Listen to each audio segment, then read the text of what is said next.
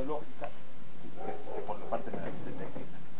I think of Richard Stallman as the great philosopher, right? And think of me as the engineer. The initial goal was my very personal goal to be able to run a similar environment on my computer that I had grown used to at the university computers. And I could not find anything suited for that. Right? So having been doing computers for all my life, basically, at that point I just decided that I would do my own. En la UNAM se creó el grupo de usuarios de Linux por ahí del 94. ¿No? Linux es el sistema operativo representativo del software libre. Y bueno, en este grupo de usuarios tenemos a gente que actualmente está súper bien posicionada, ¿no? Uno de los mexicanos más famosos en cuanto al software libre es Miguel Vicat, que él creó GNOME, ¿no? Que es un sustituto, por así decirlo, de las ventanitas de Windows.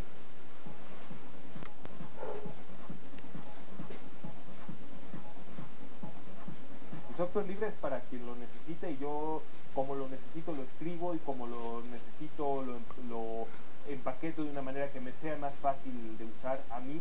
Y pues bueno, como yo me beneficio de lo que otras personas hicieron, pongo mi trabajo a disposición de los demás. Mi trabajo yo lo hago por interés propio. Mi interés propio es que otras personas también se beneficien, porque así me voy a seguir beneficiando yo de lo que ellos hagan. Bueno, espero que con este reportaje tengamos un poco más claro cuál es la propuesta del software libre, de poder modificar estos códigos fuente, adaptar los programas que no sean cerrados, sino que cada uno de los usuarios, hay que tener un cierto conocimiento técnico, pero no es el problema la cuestión técnica, sino la posibilidad de hacerlo. No sé si tengan algo que agregar como para aclarar bien este concepto de software libre y después entrar a otro tipo de discusiones. Es que no es una discusión tanto de tecnología, es una ideología que va enfocada a la libertad de la gente y a la capacidad de elección de la gente. ¿Por qué te quieren imponer a ti, cómo decirlo, una pasta de dientes, una marca específica de algo, cuando tú tienes la capacidad de elegir lo que tú quieres? Y va unado mucho a libertad, a lo que puede escoger la gente y a lo que le conviene a una persona, a una empresa, a un país, que al final de cuentas eso se transmite o se transmina en independencia y soberanía nacional inclusive, aunque suene muy estatutario, ¿no? Sí, digo, finalmente por otra parte es una analogía interesante, siempre puede ser la de la pluma. Cuando a ti te regalan una pluma, tú con ella puedes escribir esencialmente lo que tú quieras, como quieras, la puedes usar para lo que quieras, incluso para aplicar a alguien. Quieres molestar a alguien, es un uso indebido. Es un uso indebido, puede ser, sí, exacto. Pero finalmente tienes la libertad de hacerlo, de usarlo. Esa sería una de las libertades de la que hablamos al principio, ¿no? La forma en que se utiliza, pero ya el modificar ese programa, ese código del programa, ahí yo creo que estaría un poco más la implicación del software libre, ¿no? Porque no es tanto que nos digan no lo uses así, sino no lo cambies, no lo modifiques y cómprame a mí la siguiente versión y la siguiente versión y la siguiente actualización. Es lo que ha ocurrido. Sí, pero no necesariamente así. ¿Por qué? Por ejemplo, la gente compra coches, pero compra rines nuevos, le pone quemacocos, le pone asientos nuevos, y eso no implica que deja de ser funcional el auto. Tal vez se ve más bonito, se ve más naco, lo que tú quieras, pero la gente tiene la libertad de modificar, ampliar, ponerle más rueda, ampliar el motor, y por eso no deja de tener la funcionalidad original con la que está diseñado, que es otra gente. ¿Y por qué eso no se puede hacer con el software? Claro, de hecho lo que se está promoviendo se puede hacer, o sea, se puede hacer. El problema no es un problema técnico, cualquiera lo puede hacer técnicamente, o son códigos que están encriptados. Está hecho en lenguajes de programación, que para mucha gente los lenguajes de programación puede ser una cosa muy mística, pacheca o inclusive muy confusa. ¿Por qué? Porque son instrucciones, son ciclos de control. Pero quien sepa hacerlo podría modificar cualquier programa. Sí. Y que tenga cierto grado de conocimiento técnico para hacerlo. Claro, sí. O sea, no cualquiera puede cambiar el motor del coche. Tiene que tener cierto conocimiento de cómo desmontarlo, cambiarle el árbol de levas, poner las bandas, etc. Lo mismo con el software libre, que necesitas al menos tener un conocimiento básico de pero programación. Estamos hablando del software libre. Pero en el caso de un programa que nos vende el señor Bill Gates. Ahí tenemos lo que se llama código privativo, y ahí lo que se está vendiendo es lo que se llama un código compilado. No lo puedes modificar modificar aunque No. seas un experto. No, puedes llegar a hacerle trampitas y cosas. Bueno, algún bueno, debug, hay alguna hackers cosa. pues, pero Sí, normalmente puedes modificar cierto código binario. está diseñado para que no lo puedas modificar. Eso. Sí, esencialmente. Ahora, también, de la misma manera en que justo puedes cambiar los rines de un auto, o puedes cambiar el árbol de levas, eso implica, digamos, dos niveles muy distintos de conocimiento sobre cómo funciona tu automóvil. El software libre, en efecto, necesitas te permite, sí, meterte al programa, modificarlo, si así lo necesitas, pero también implementarlo. ¿A qué me refiero? Tú puedes utilizar un programa en conjunción con otro y con otro, para hacer digamos que tu rompecabezas de funcionalidad para satisfacer tus necesidades.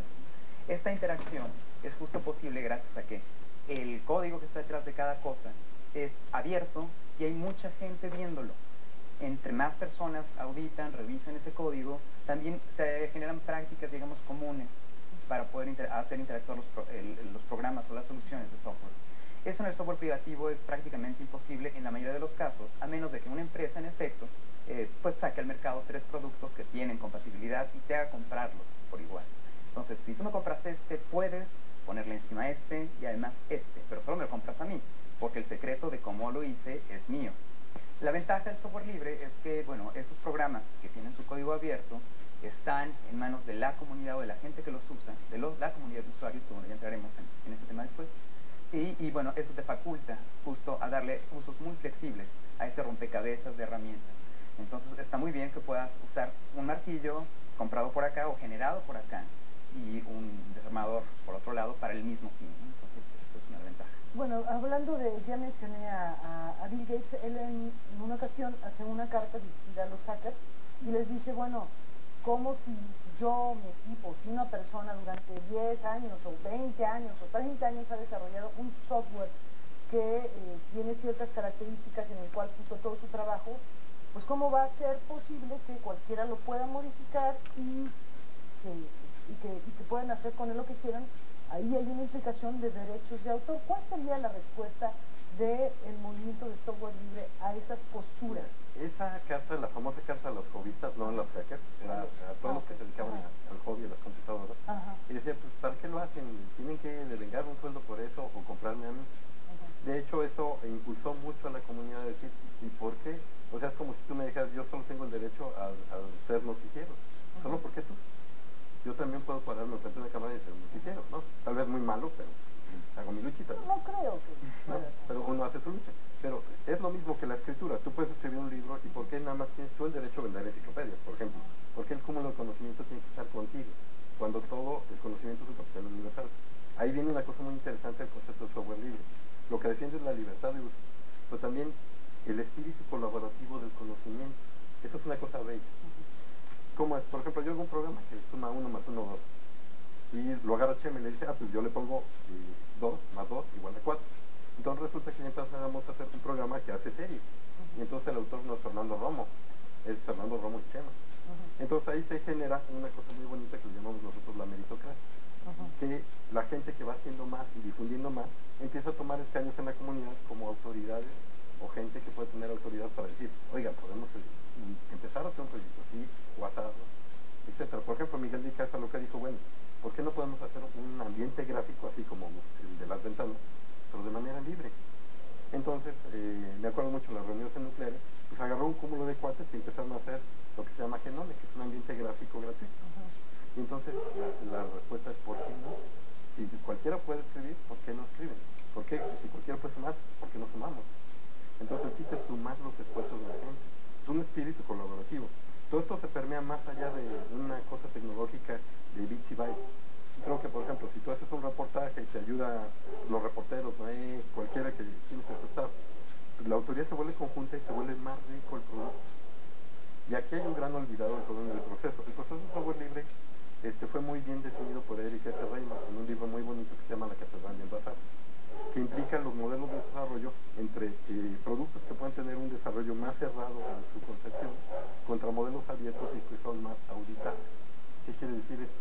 Que yo puedo ver el código fuente y si yo temo, por ejemplo, el tema de las urnas electrónicas, ¿yo cómo puedo confiar en una urna electrónica si no sé cómo fue hecha?